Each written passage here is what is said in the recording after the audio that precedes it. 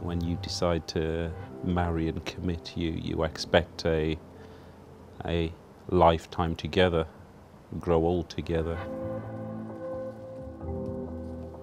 My late wife, Pamela, died after a long battle with cancer.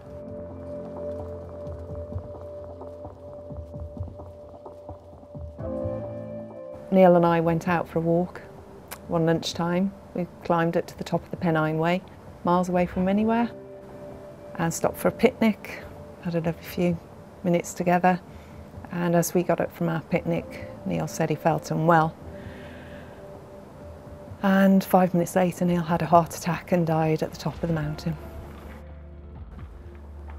It was hard dealing with 2.5 years where you know that someone was terminally ill and there was going to come a point where they were going to be no longer there. You can never be prepared for when it actually happens. And I was faced with being taken back to the cottage by a policeman to have to tell my girls. And that's the hardest thing a parent has to do.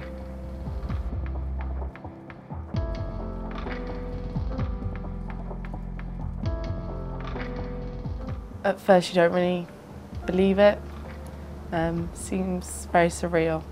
Lydia sat on the sofa just sobbing, whereas I was just shouting. I was just angry, like stamping my feet, crying. I was left with a 3-year-old son. You know, I was thinking, working full-time, can I continue to work full-time? No family in the area to give me that daily support that you need. I just felt that I was in a place where I just really didn't know what to do. I didn't know how to help my girls. There were times when I felt at a real low. Some people say breaking point, but you think, I can't, because if I break, who's going to be there to look after Morgan?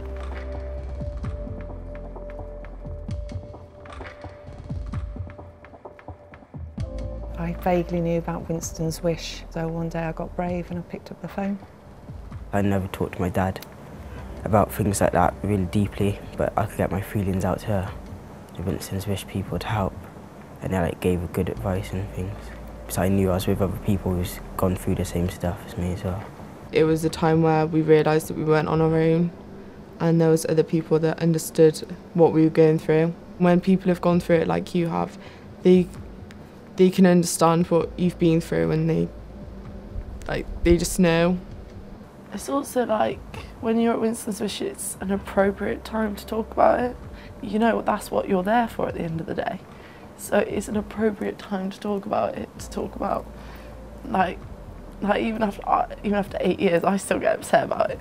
If I'm talking to friends about it, then they sometimes get a bit confused as to why I laugh about particular things instead of cry.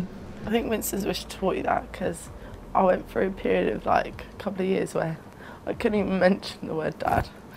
So me talking about it is quite an achievement, really. Sadly, there's a lot of charities we've heard of, but you don't really register until you're the person that needs that charity. Good morning, Winston's Wish. Certainly, I'll just put you straight through. Winston's Wish is the UK's leading child bereavement support service and was established in 1992. Over 2 decades, we have supported children and their families by giving the best possible advice and guidance to enable them to live happy and positive lives after the death of a parent or sibling.